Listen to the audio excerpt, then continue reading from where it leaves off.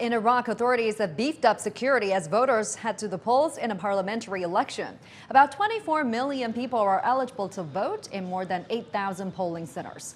Now, nearly 330 parliament seats are up for grabs, and the election was originally scheduled for next year. It's held several months early under a new law designed to make room for independent candidates.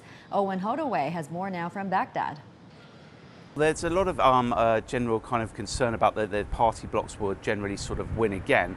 Iraq's been divided for a long time between essentially the Sunni, the Shia and the Kurdish groups. The Shia groups, which are dominated by 3 or 4 parties, the Sadrists, the pro-Iranian backed ones, and then the Maliki group, and also a group which is backed by former Prime Minister Haider al-Abadi, are likely to dominate the election again.